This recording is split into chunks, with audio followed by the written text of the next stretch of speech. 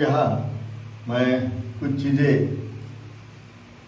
जो कि स्टार्टिंग में बताई थी उसी चीज़ों को थोड़ा इलेबोरेट करने जा रहा हूँ, ताकि ये जो बेसिक टर्म्स है, carry over moment, carry over factor, stiffness factor, moment distribution factor, तो ये चीज़ों का इन डेप्थ थोड़ा नॉलेज मैं भी यहाँ पर आपको देने जा रहा हूँ। इसी बेस पर क्वेश्चंस गेट, IAS, SSC और काफ़ी PSC, वहाँ पर जो MCQ टाइप के क्वेश्चंस रहते हैं, वो क्वेश्चंस एकदम इन शॉर्ट नहीं होते हैं, थोड़ा सा कैलकुलेशन और प्रेजेंस ऑफ माइंड यूज़ करना होता है। लेकिन उसके लिए ये जो बेसिक नॉलेज है ये थोड़ा इन डेप्थ लगता है। जो कन्वेंशनल एग्जाम्स के क्वेश्चंस थे उसको जो इंफॉर्मेशन लगनी थी वो इंफॉर्मेशन सारी मैंने शुरू में दे दी और उसी बेस पर इतने ढेर सारे न्यूमेरिकल्स छुड़ाए। अभी कुछ जो मैंने आपको शुरू में बताया था, मैं मोमेंट डिस्ट्रीब्यूशन मेथड के 2 पार्ट्स करने जा रहा हूँ।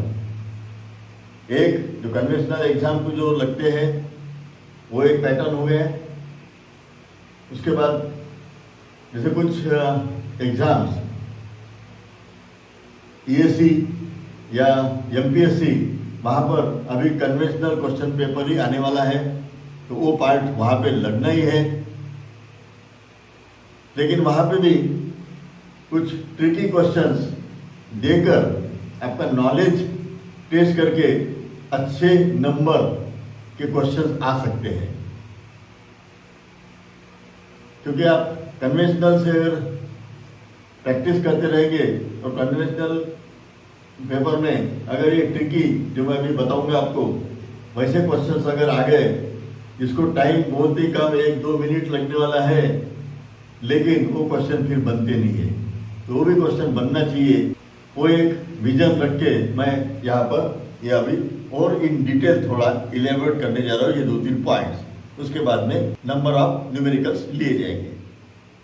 कैरी ओवर मोमेंट ये अपन देख चुके हैं, दोबारा मैं ये डिटेल बताऊंगा तो फिर आइडिया और कंसेप्ट जो है ज़्यादा अच्छे से क्लियर हो जाएगा। It is the moment develop at far end of the beam when moment applied at near end in order to restrict the slope at far end। ये इसकी बेसिक डेफिनेशन है। ये डेफिनेशन में आप देखेंगे moment develop at far and when the moment applied at near end and restrict slope, it means theta should be 0. Okay, restrict slope। ये क्या होता है? जैसे कोई एक बीम है, अब इस पे मैं यहां मोमेंट लगाऊंगा। अगर मैंने यहाँ पे मोमेंट लगा दी इस डायरेक्शन में, तो इस सपोर्ट पे कितनी मोमेंट वो ट्रांसफर करेगा या डेवलप होगी या इंड्यूस होगी उधर उस फार एंड पे। नियर एंड यानी जहां पर आप मोमेंट लगाएंगे वो हो गया नियर एंड, और फार एंड यानी दूर वाला एंड जहां पर मोमेंट डेवलप होने वाली है या इंड्यूस होने वाली है। Okay, so here on the basis of this I am going to explain here 3 varieties। One is when far end is fixed, far end जो है दूर वाला वो फिक्स है। दूसरा when far end is hinged, और तीसरी चांसेस है और कैंटिलीवर बीम यानी फार एंड फ्री है। ये 3 टाइप्स रहेंगी। ओके, ये तीसरा है कैंटिलीवर बीम्स। वहां पर कैरी ओवर मोमेंट कितनी डेवलप होती है अगर यदि कैंटिलीवर बीम है तो। ओके, ये थोड़ा अलग है। ये 2 का यूज अपन ने बार बार किया है। ओके, लेकिन इसका बेसिक जो है उतना इन डिटेल नहीं बताया था। अब देखो आप, फार एंड इज फिक्स, दूर वाला end. Here I am going to apply moment here, यहाँ पर मैं मोमेंट लगाने जा रहा हूँ. एंड ऑफ मैग्नीट्यूड यम.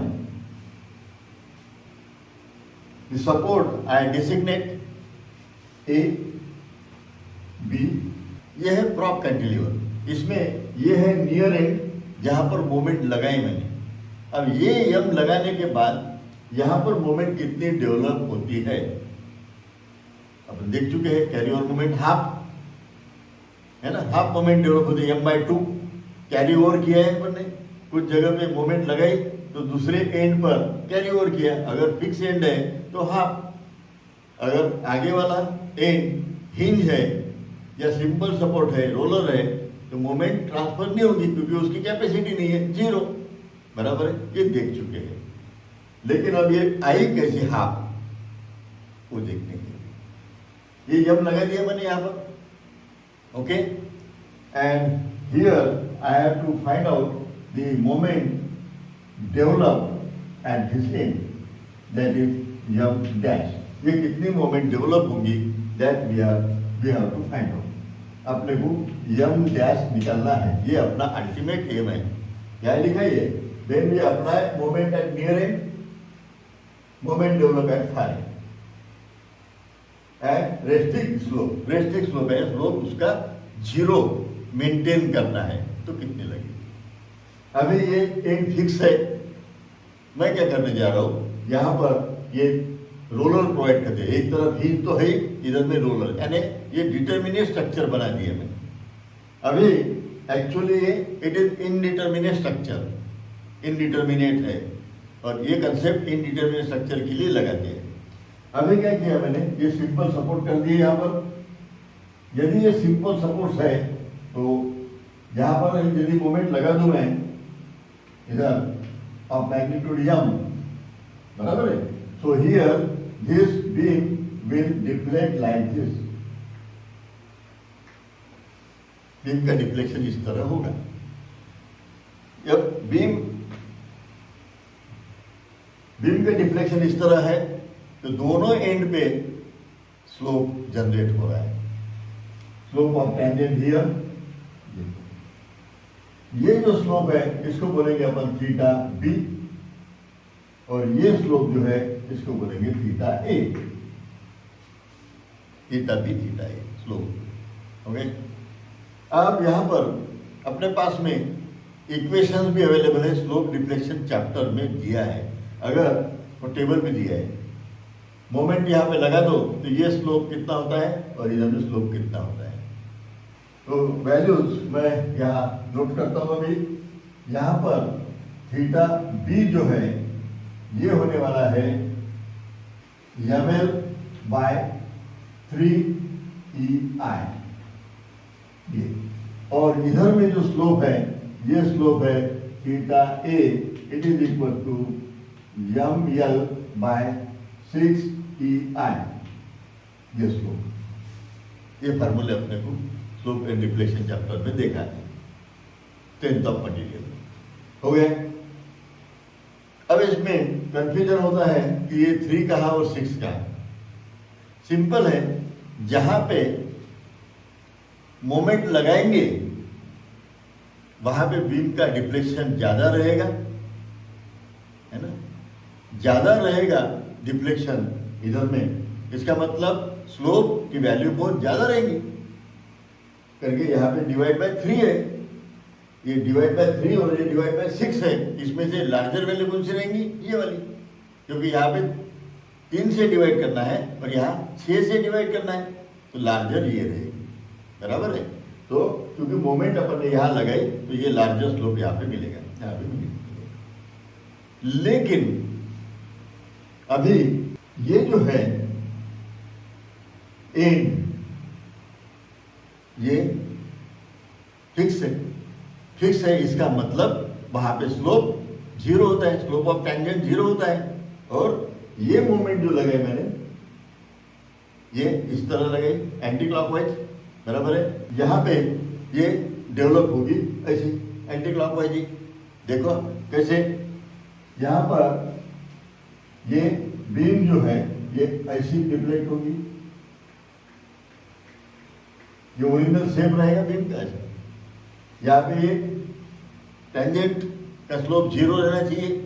अब 0 करने के लिए ये नीचे नहीं जाने देना है, ये शेप बराबर है, ये ऐसे शेप आ रहा है, इसको नीचे नहीं जाने देना है। इसका मतलब मेरे को इसे यहाँ पे उसको रेस्ट्रिक्ट करना पड़ेगा इस मोमेंट से। ओके बराबर है। अपने को ये एम डैश निकालना है, उसके लिए ये सब सर्कस कर रहे हैं अपन।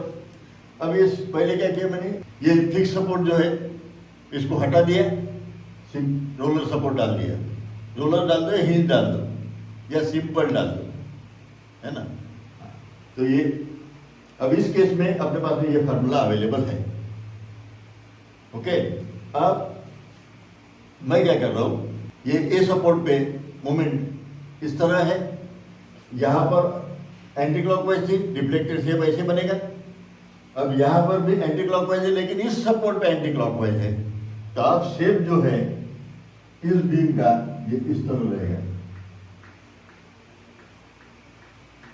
क्योंकि ये मोमेंट जो है ये इस तरह लगाया मैंने, और ये मोमेंट है अपनी एम डैश, एम डैश है।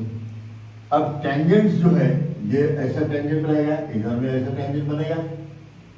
ये जो स्लोप है इसको बोलेंगे अपन थीटा ए, लेकिन थीटा ए तो यहाँ पे डैश कर देता हूं मैं, इधर में रहेगा थीटा बी और ये भी डैश हो गया। अब ये दोनों इक्वल है, दोनों चीजें इक्वल है, ये है ना, ये प्लस करना होगा सिर्फ यहाँ पे, कुछ चेंज नहीं किया मैंने, जो प्रॉब्लम है उसको ही सिर्फ सिंप्लीफाई किया है फ्री बॉडी डायग्राम ने। अभी थीटा ए और थीटा बी ये दोनों की वैल्यू यदि सेम रहती है, ये डाउनवर्ड है ये अपवर्ड है, और सेम रहेगा, इट बिकम 0। सिंपल कंसेप्ट है।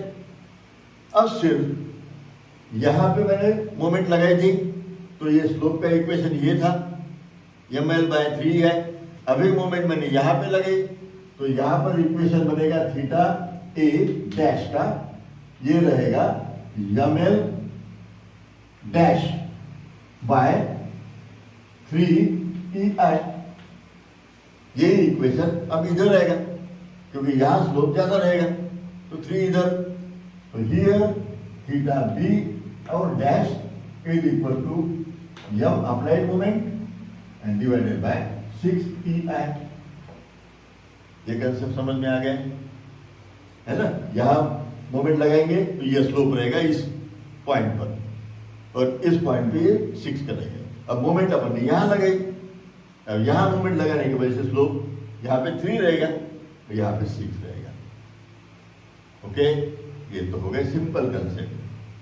अब theta A is equal to 0, यहां पे स्लोप नहीं है, 0 है, फिक्सेड होने की वजह से, ये तो बार बार देख चुके हैं।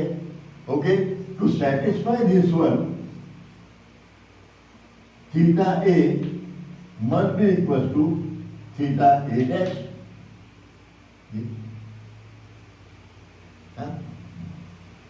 ये थीटा जो है, मैं यहाँ पे थीटा ए, ठीक है, रहने दो। अब ये थीटा ए और ये थीटा ए कंफ्यूज मत होना, ये थीटा ए है ना यहाँ का, ओके, और ये थीटा ए ये वाला, ओके, ये थीटा ए ये थीटा डैश ए, ये दोनों इक्वल रहेंगे। ये नीचे आ रहा है, ये ऊपर लेके जा रहा है, दोनों इक्वल है, तो न्यूट्रलाइज हो जाएंगे, बैलेंस हो जाएंगे। Okay, so here I have to just equate this two values, ये इस साइड के वैल्यूज इक्वेट करना है। तो पहले क्या होगा, m l by 6EI and equals to ये m dash l by 3EI। Okay, अब EI gets cancelled, L also get cancelled, ये लेंथ है, इट इज कैंसल्ड, बचा है यम डैश। अब from this equation we will get M dash is equal to M by 2। ये 3 इधर आ जाएगा, 3/2 है ना, तो ये और ये ऑलरेडी अपन देख चुके हैं ये कैसे आया, ये अपन ने अभी यहां पर देखा है। ओके, इसका मतलब क्या है, अगर यम मोमेंट लगाएंगे, जब यहां पर लगाएंगे तो यम डैश जो है दूसरे एंड पर मोमेंट कितनी डेवलप होगी, उसके हाफ, ये इसका मीनिंग है। And this is M dash, ये जो है अपना M dash, it is carry over moment. ये मोमेंट जो कैरी ओवर होने वाली है, आगे शिफ्ट होने वाली है, जाने वाली है, या प्रोड्यूस होने वाली है, इंड्यूस होने वाली है, that is half of the original moment. ये अपन देख चुके हैं। This is our carry over moment, it is nothing but carry over moment. ये कैसी है मैंने बताया। अब इस पॉइंट पर स्लोप कितना रहेगा, अभी अपन ने ये जो स्लोप निकाला है यहां पर रोलर सपोर्ट, ये भी निकाला है यहाँ पे रोलर सपोर्ट था, बराबर है। लेकिन अभी ये दोनों को ऐड कर दिए अपन ने, ये दोनों स्लोप को ऐड कर दिए है ना, तो स्लोप 0 बन रहा है, बराबर है, 0 बन रहा है। ये इधर में लेके आएंगे आप, theta A plus theta dash B A is equal to 0। अब ये है डाउनवर्ड, तो इसको पॉजिटिव अगर लिए तो इसको अपने को निगेटिव लेना पड़ेगा अपवर्ड के लिए, है ना, दोनों ये इक्वल है। इसको, इस इक्वेशन को इधर में लेके आएंगे तो माइनस हो जाएगा और इधर 0 रहेगा, वो सेम इक्वेशन है। इस इक्वेशन से अपने को ये मिल गया कि ये 0 हो गया। अभी इसी बीम तो सेम है, इक्वल टू है। अब यहां पे अगर स्लोप 0 होता है तो यहां पे स्लोप कितना रहेगा, ये अपन ने अभी तक निकाला नहीं है ना, यहां पे स्लोप कितना रहेगा, तो उसके लिए मैं एक दूसरी फिगर बना रहा हूं। अब ये बीम ये ऐसी डिफ्लेक्ट होगी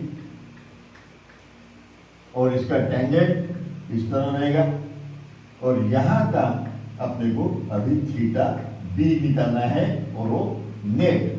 अब नेट इसलिए कि ये दोनों का यूज कर रहे करके, अदरवाइज थीटा बी निकाल जाने।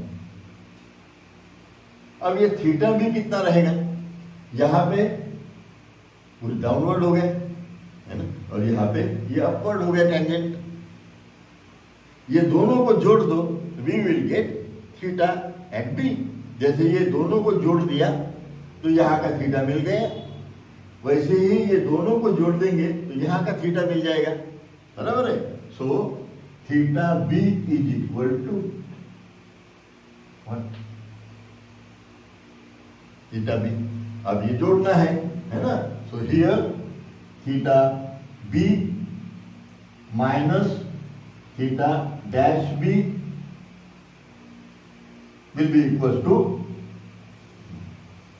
Okay, theta B is equal to theta B minus theta B dash. अब ये जो थीटा बी है ये अपन यहां पे लिख देंगे, ये नेट। अब कंफ्यूज हो जाएंगे, ये थीटा बी है तो आप ये भी कैंसिल कर देंगे, वो नहीं होना चाहिए इसलिए। वैसे मैं ये ले सकता था यहाँ पे थीटा ए 1 थीटा ए 2, बराबर है। अब दोबारा मैं नहीं करूंगा तो थीटा डैश समझ में आ जाएगा। ओके, नाउ ये दोनों को जोड़ दो तो ये क्या होगा, यम L by 3EI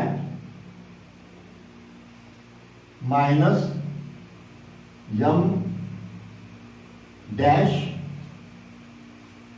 Yama dash है ये, यल डिवाइडेड बाय 6EI।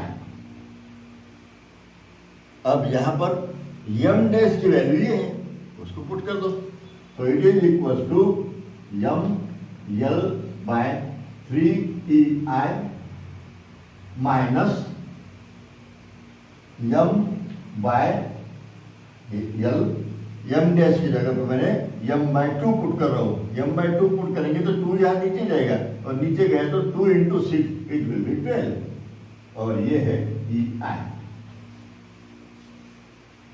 अब ये आराम से छुड़ा सकते हैं अपन, ml यहाँ पे हो गए, ml यहाँ पे हो गए, EI है। Okay, when we solve this we will get theta b is equal to ml by 4EI।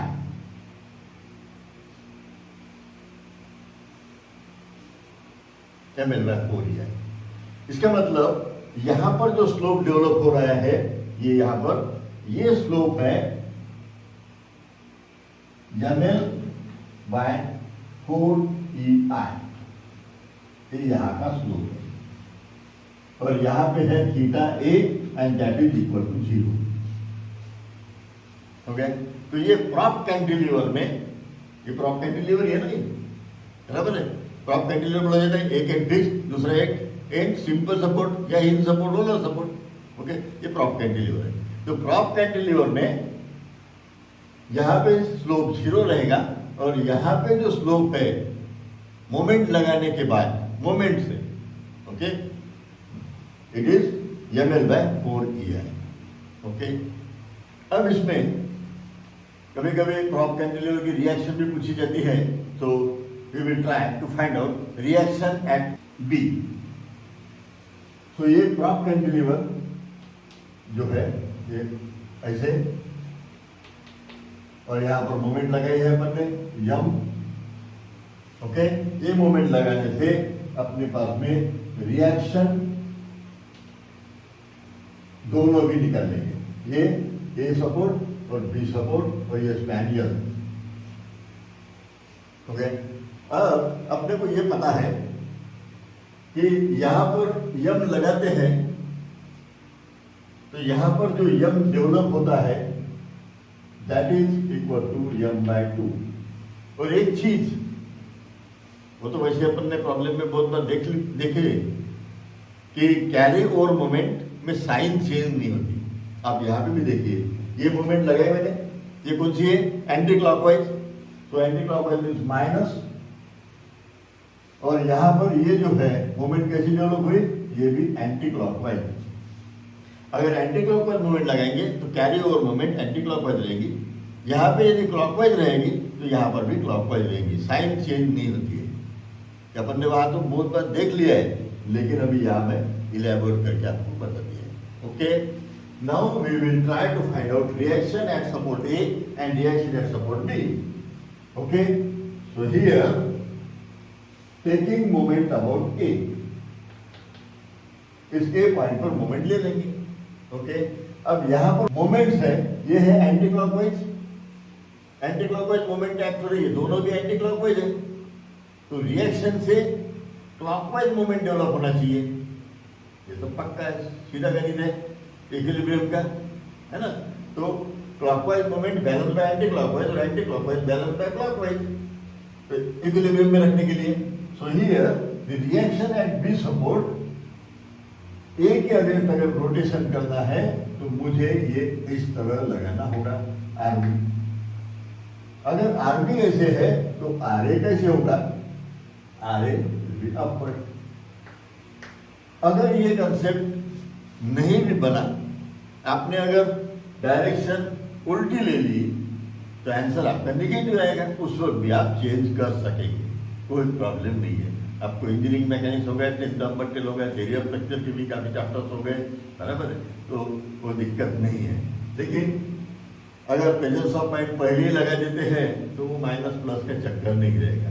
Okay, here ये एंटी क्लॉकवाइज मूवमेंट्स है ना, दोनों भी एंटी क्लॉकवाइज है, तो उसको रेस्ट्रिक्ट करने के लिए जो मोमेंट लगेगी वो क्लॉकवाइज, तो क्लॉकवाइज के लिए मुझे ये आरबी ऐसा रहेगा, ये आरए, तो ये जो है ये ऐसे रोटेट करेगी क्लॉकवाइज। ओके, तो सिंपल कंसेप्ट है, और ये मोमेंट देंगे, तो here what will happen, RB into L, RB into L, और ये प्लस, ये पॉइंट अपन ने लिया है, ये मोमेंट है। अब ये दो मोमेंट जोड़ना पड़ेगा, ये एंटी क्लॉकवाइज होने की वजह से माइनस यम और माइनस m by 2 ये n equal to 0. When we solve this, we will get the value of RB. It is equal to 3m by 2l. ये RB की वैल्यू रहेगी. ये सब MCQ में करने हैं. ओके, अभी RB अगर ये इतनी वैल्यू है, naturally algebraic sum of forces in y direction must be equal to 0. तो दूसरी condition summation Fy is equal to 0. So here RB RA minus RB should be equal to 0. और RA की value अभी निकालना है और RB की अपन निकाल चुके, या RB इधर लेके गए, and that is 3m by 2l. Okay, ये दोनों वैल्यू सेम रहेगी तभी तो समेशन Fy 0 होगा, है ना. तो ये क्वेश्चन भी पूछे जाते हैं, ये भी क्वेश्चन पूछे जाते हैं, और ये भी है ना. तो ये इसका नॉलेज अगर इन डेप्थ रहा तो आप आसानी से क्वेश्चन टिक कर सकेंगे, right answer. Next case, when far and is hinge. अभी फार एंड हिंज, मैं यहाँ पे एक हिंज या रोलर दे दो और ये फार एंड हिंज कर दिया. ये है अपना फार एंड, ये है नियर. अब ये नियर क्यों है, यहाँ पे मैं मोमेंट लगाने जा रहा हूँ, यम करके उसको नियर हो गई, और ये है दूर वाला फार, बराबर है. अब इस केस में बीम का डिफ्लेक्टेड शेप इस तरह रहेगा.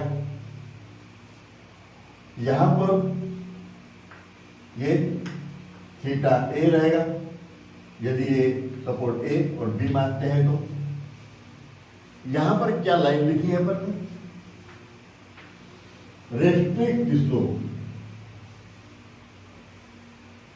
फार एंड का काम क्या है, स्लोप को 0 करना है, रेस्ट्रिक्ट करना है, जो कंडीशन में है उसी कंडीशन में रखना है. अब यहाँ पे मैंने मोमेंट लगाई और ये हिंज है, यहाँ पर हिंज होता है, तो हिंज स्लोप को रेस्ट्रिक्ट नहीं कर सकता है, मोमेंट ही 0 होती है वहां पर, है ना, हिंज पॉइंट पर. तो ये स्लोप अगर रेस्ट्रिक्ट नहीं कर सकता है, इसका मतलब मोमेंट को रेजिस्ट नहीं कर सकता है. अगर कोई चीज रेजिस्ट नहीं हो रही तो वहां पर रिएक्शन डेवलप ही नहीं होती. Moment is also a reaction. Okay, so here theta can't or cannot be restricted हो नहीं सकता हो, हिंज होने की वजह से रोटेट ही होते रहेगा, बराबर है. So here m dash is equal to 0 and that is carry over moment. अपन ने ये पहले देखा भी है, अगर हिंज सपोर्ट है फार एंड तो अपन ने मोमेंट को ट्रांसफर नहीं किए, उसको तो पहले अनलॉक कर दिया था अपन ने, है ना, अनलॉक किया था, मोमेंट 0 वही है, मैंने यहां लिखा. अब next, for cantilever beam. For cantilever beam you see this is the cantilever, ये एक सपोर्ट. अब मैं यहां पर मोमेंट देने जा रहा हूं. जब अगर मैंने यहाँ पे मोमेंट दी तो यहाँ पर मोमेंट कितनी डेवलप हो रही है, that we have to find out. It means it is carry over moment. कितनी मोमेंट कैरी ओवर करेगा, यहाँ मोमेंट लगा दी.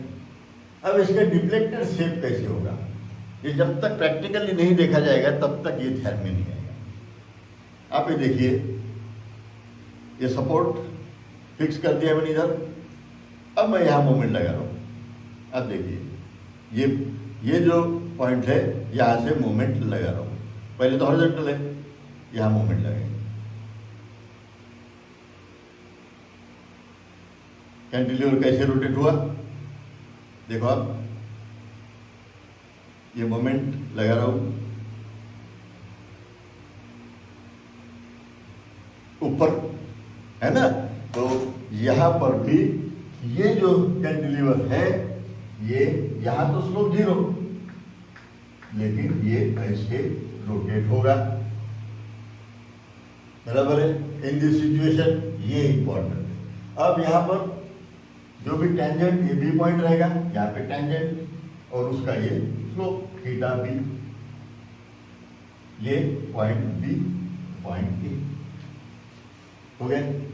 अभी यहां पर इसको 0 रखने के लिए स्लोप मुझे मोमेंट कैसे लगाना पड़ेगा, इसको इस तरह प्रेस करके रखना पड़ेगा and it will be our M dash. अब ये जो कैंटिलीवर है ये डिटरमिनेट स्ट्रक्चर है। कैंटिलीवर, सिंपली सपोर्टेड बीम और कैंटिलीवर और ओवरहैंग बीम, ये तीनों डिटरमिनेट है। ये प्रॉप कैंटिलीवर इनडिटरमिनेट था, अब ये डिटरमिनेट है। ओके, तो यहाँ summation m is equal to 0 लगा सकते हैं आसानी से। So here the condition that I am going to write summation m is equal to 0। अब दूसरे कोई फोर्सेस नहीं है, मोमेंट 0 है ना। मोमेंट 0 बोले तो ये यम, ये कैसे है एंटी क्लॉकवाइज, तो माइनस और ये प्लस, बराबर है इक्वल टू 0 हो गया 0। अब इसी को मैं मल्टीप्लाई करता हूं माइनस से, तो ये यम, ये यम, तो ये माइनस एम इक्वल टू 0। इसका मतलब क्या है, ये है पॉजिटिव और ये है निगेटिव, है ना। अब देखो एंटी क्लॉकवाइज मूवमेंट लगा है, यहाँ पे डेवलप हुई क्लॉकवाइज, तो कैरी ओवर मूवमेंट में यहाँ पे क्या लिखना होगा, M is equal to minus M dash is equal to, ये M dash it is equal to same value है, वैल्यू तो सेम है तभी 0 हो गए ना मोमेंट, बराबर है। ये दोनों की वैल्यू सेम रहेगी, सिर्फ नेचर जो है अपोजिट रहेगा। तो यम डैश और यम का रिलेशन जो है ये, and this is our carry over moment. Carry over moment क्यों है वो, क्योंकि फिक्स एंड है, मोमेंट लेगा वो, फिक्स एंड है तो मोमेंट लेगा। ओके, तो कैंटिलीवर में एमसीक्यू ये पूछा जाता है कि कैरी ओवर मोमेंट कितनी होगी, तो आपको ये लिखना है कैरी ओवर मोमेंट ये माइनस यम, क्योंकि यहाँ पे एंटी क्लॉकवाइज लगेंगे तो यहाँ क्लॉकवाइज डेवलप होगा, यहाँ पे क्लॉकवाइज लगेंगे यहाँ पे एंटी क्लॉकवाइज मोमेंट डेवलप होगी। इस केस में यहाँ पे एंटी क्लॉकवाइज लगा है, यहाँ पे भी एंटी क्लॉकवाइज ही डेवलप हुई, इसलिए यहाँ पर ये प्लस है, यहाँ पे ये माइनस है। समझ में आ गया, तो ये आपको ध्यान में रखना होगा और MCQ point of view it is very important. Okay, अब इसके बाद मैं कैरी ओवर फैक्टर क्या है ये बताता हूं। Next thing, carry over factor.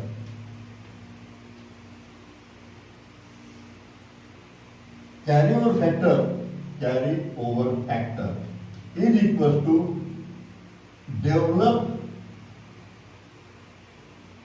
Moment divided by applied moment, या तो फिर carry over moment divided by applied moment, या तो फिर M dash by M in simple form.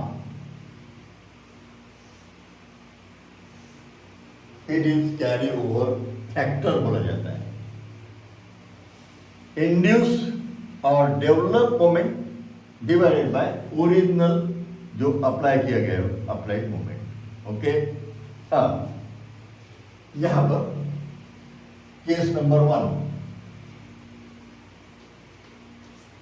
अब लिखने की जरूरत है, हार एंड फिक्स है ना, लिख दे दो हार एंड फिक्स। अब इस केस के लिए कैरी ओवर फैक्टर क्या रहेगा, carry over moment different, carry over factor बराबर है यम डैश बाय यम, वहां पे यम डैश क्या है, यम बाय 2 और डिवाइडेड बाय यहाँ पे M and it is equal to 1 by 2। बन गया एमसीक्यू क्वेश्चन। ओके, ये यम बाय 2 डेवलप हुई वाली, develop divided by applied, applied M रहेगी। Okay, case number 2, far end hinge, far end hinge है अपना, तो उस केस में carry over factor it is equal to M dash by M. दोबारा यम डैश की वैल्यू है 0 divided by M, it become 0, तो कैरी ओवर फैक्टर 0, यहाँ पर कैरी ओवर फैक्टर 0, यहाँ पर कैरी ओवर फैक्टर हाफ। और केस नंबर 3,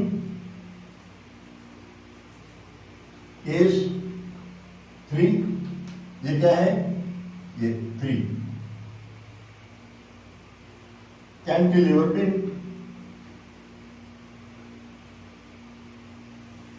अब इस कैंटिलीवर बीम में कैरी ओवर फैक्टर क्या रहेगा, M dash upon M, M dash is equal to minus M and divided by original M, it is equal to -1। This is important, अब MCQ point of ये -1 रहेगा। Okay, तो इस तरह carry over moment, carry over factors, इसके बारे में मैंने आपको डिटेल डिस्कस किया है। ओके।